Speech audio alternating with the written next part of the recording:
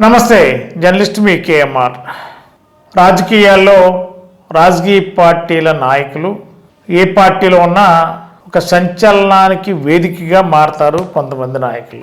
2019 నుండి 2024 వరకు నరసాపురం ఎంపీగా పనిచేసిన కనుమూరి రఘురామకృష్ణరాజు గారు 5 సంవత్సరాలు ఒక సంచలనాత్మకంగా ఆంధ్రప్రదేశ్లోనే కాదు తెలుగు రాష్ట్రాల్లో ఎక్కడ చూసినా కూడా రఘురామకృష్ణరాజు గారి పేరే పెద్ద చర్చకు దారితీసేది. 24 ఎన్నికల్లో టీడీపీలోకి వచ్చారు, ఉండి నుండి పోటీ చేశారు, ఎమ్మెల్యే అయ్యారు, ఉపసభాపతిగా ఉన్నారు ఆంధ్రప్రదేశ్ శాసనసభకు. సహజంగా శాసనసభ స్పీకరు, డిప్యూటీ స్పీకర్లు పదవులు తీసుకున్న వ్యక్తులు ఒక విధంగా చెప్పాలంటే రాజకీయ పరమైన అంశాలు ఏది కూడా బహిరంగంగా ఎక్కడ కూడా మాట్లాడకూడదు. అది శాసనసభ చట్టాలకు అనుగుణంగా ఆ వ్యక్తులు రాజ్యాంగబద్ధంగా వ్యవహరించాలి.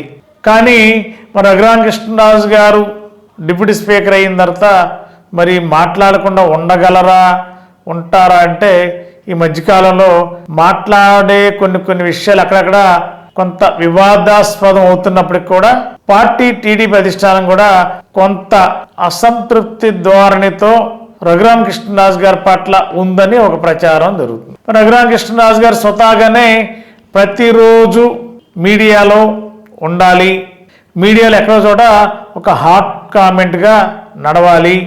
ఎక్కడన్నా కూడా ఆంధ్రాలో ఉన్నా, తెలంగాణలో ఉన్నా, అతను ఢిల్లీ లాంటి దేశ రాజధానిలో ఉన్నా కూడా రఘురామకృష్ణరాజు గారే ఒక కీలక అంశంగా మారే వ్యక్తిగా ఉండడం ఆయనకి ఫస్ట్ నుంచి ఉన్న అలవాటు. మరి టీడీపీలో కూడా అదే విధంగా ఉండాలి అంటే పార్టీ కొన్ని నియమ నిబంధనలు పెడుతుంది. దాని తోడు డిప్యూటీ స్పీకర్గా ఉన్నప్పుడు ఖచ్చితంగా రాజకీయ అంశాలతో కూడిన పదాలు ఏది కూడా ఆ హోదాలో ఉన్న వ్యక్తులు మాట్లాడటానికి అవకాశం లేదు. మరి ఈ నేపథ్యంలో చూస్తే మరి రఘురామకృష్ణరాజు గారు మరి ఇటీవల కాలంలో ఉండి నియోజకవర్గంలో నారా లోకేష్ గారితో కార్యక్రమాలు పెట్టారు. మరి అక్కడ రాజకీయ పరంగా కొన్ని అంశాలు జోడించే పరిస్థితి వచ్చింది. మరి ఈ నేపథ్యంలో పార్టీ టీడీపీ అధిష్టానం కూడా కొంత వేచి చూచే ధోరణి వ్యవహరిస్తుంది. అంటే డిప్యూటీ స్పీకర్గా ఉన్న వ్యక్తి రాజ్యాంగ విలువలకు రాజ్యాంగబద్ధంగా ఉండవలసిన వ్యక్తులు రాజకీయ అంశాలతో కూడిన వ్యవహారాలపైన దృష్టి పెడితే ఆ పదవికే కళంకం వచ్చే అవకాశాలు ఉంటాయి. కాబట్టి కొంత అడ్జస్ట్మెంట్ అంటే డిప్యూటీ స్పీకర్ ఉన్న వ్యక్తి పట్ల పార్టీ అధిష్టానం కూడా ప్రభుత్వం కూడా కొంత సర్దుబాటు చేసే ధోరణిలోనే వ్యవహరిస్తున్నట్టు కూడా తెలుస్తుంది. మరి అంతేకాకుండా మరి డిప్యూటీ స్పీకర్గా పార్టీ అధిష్టానం పైన కూడా కొంత యాక్చువల్గా రఘురామకృష్ణరాజు గారు క్యాబినెట్ ర్యాంక్ మంత్రి పదవిని కోరుకున్నారు, లేదు అనుకుంటే శాసనసభ స్పీకర్ కావాలని కోరుకున్నారు. కానీ ఆ రెండూ కాలేదు, డిప్యూటీ స్పీకర్ అయ్యారు. మంత్రిగా ఉంటే స్వేచ్ఛగా ఏదైనా రాజకీయాలు మాట్లాడచ్చు. ప్రత్యర్థి పార్టీని టీడీపీ వ్యతిరేకించే పార్టీ, ముఖ్యంగా రఘురామకృష్ణరాజు గారికి బద్ధశత్రువుకున్న పార్టీ వైసీపీ పైన దాడులు వర్షం కురిపించేవారు మంత్రి అయితే.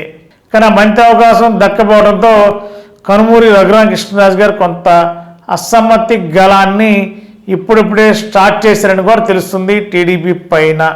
మరి అసమ్మతి గళం స్టార్ట్ చేస్తే మరి టీడీపీ అధిష్టానం అంత తేలికగా చూస్తూ ఊరుకుంటుందని కూడా ప్రశ్న ఉత్పన్నం అవుతుంది.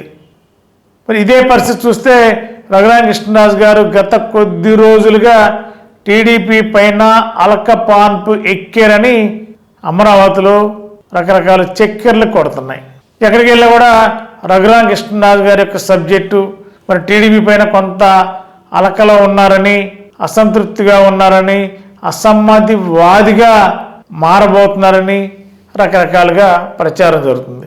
ఏ పార్టీలో ఉన్నా కూడా అందరు రాజకీయ నాయకులు వేరు. ఆ పార్టీలో రఘురామకృష్ణరాజు గారు ఒక ప్రత్యేకత, ఒక స్వేచ్ఛాయుత వాతావరణం, ఏది మాట్లాడాలన్నా కొంత ఓపెన్గా మాట్లాడటం, రాజకీయ పరంగా అడ్డంకులు లేదా రాజకీయ పరంగా ఇబ్బందులు వస్తాయని చెప్పి ఆలోచించే అవకాశం లేకుండానే కొన్ని విషయాలు మరి తన చలక్తులతో చాకచక్యంతో మాట్లాడుతూ ఉంటారు రఘురామకృష్ణరాజు గారు.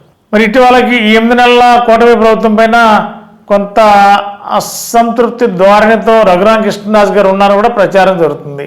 మరి ఈ నేపథ్యంలో మరి ఏ పార్టీలో ఉన్నా ఒక సంచలనానికి వేదికగా మారిన రఘురామకృష్ణరాజు గారు భవిష్యత్తులో ఏమైనా ఒక సంచలనం కలిగించనున్నారా, టీడీపీ పైన ఏమైనా రకరకాల బాణాలు సంధించే అవకాశం లేకుండా ఉంటుందంటే ఖచ్చితంగా లేకుండా ఉండే అవకాశం ఏమాత్రం ఉండదు. భవిష్యత్తులో ఎలాగైనా ఏ విధంగా అయినా రాజకీయ పార్టీ పరంగా ఉన్న రాజకీయ నాయకులు రాజకీయ అవకాశాలని అందిపుచ్చుకోవడానికి ప్రయత్నం చేస్తుంటారు సహజంగా రాజకీయాల్లో. కాబట్టి సమయం కోసం వెయిట్ చేసి తన అసమ్మతి గళాన్ని ఏదో సందర్భంలో ఆంధ్రప్రదేశ్ వ్యాప్తంగా అర్థమయ్యేలా తన గళాన్ని వినిపించే ప్రయత్నంలో రఘురామకృష్ణరాజు గారు ఉన్నారని కూడా ఒక ప్రచారం జరుగుతుంది. ఏదేమైనా త్వరలో రఘురామకృష్ణరాజు గారు ఒక సంచలనం కలిగించే వ్యవహార శైలి ఉండబోతుందా లేదనేది కొద్ది రోజులు అంటే సంక్రాంతి తర్వాత మాత్రమే సుస్పష్టంగా అర్థమయ్యే పరిస్థితి కనిపిస్తున్నాయి. Thank you.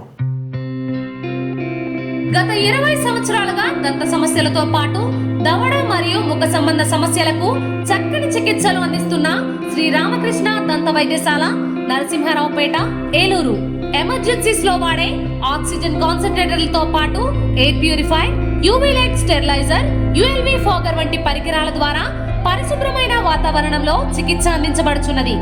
ఆర్వీజీ ద్వారా అతి తక్కువ రేడియేషన్ ఉపయోగించి దంత వ్యాధి నిర్ధారణ మరియు రూట్ కెనాల్ వైద్యం చేయబడుచున్నది. డెంటల్ లేజర్ ద్వారా కుట్లు లేకుండా సర్జరీలు, ఇంప్లాంట్స్ కిట్స్ ద్వారా పళ్ళు లేని వారికి ఫిక్స్డ్ దంతాలు, రూట్ కెనాల్ చికిత్సలకు ఎండో మోటార్ వంటి ఆధునిక పరికరాలు కలిగిన నమ్మకమైన డెంటల్ క్లినిక్. అత్యంత ప్రామాణికమైన ఆటోక్లావింగ్ పద్ధతిలో శుభ్రపరిచిన ఇన్స్ట్రుమెంట్స్ వాడడం మా ప్రత్యేకత. దంత సమస్యలకు చికిత్సతో పాటు విరిగిన దవడ మరియు ముఖ ఎముకలకు చికిత్స, ఎత్తు మరియు వంకర దవడలకు కాస్మెటిక్ సర్జరీ, యాక్సిలోఫేషియల్ వంటి చికిత్సలకు చిరునామా శ్రీ రామకృష్ణ దంత వైద్యశాల, వేములపల్లి రెసిడెన్సీ అపార్ట్మెంట్, నరసింహారావుపేట, ఏలూరు.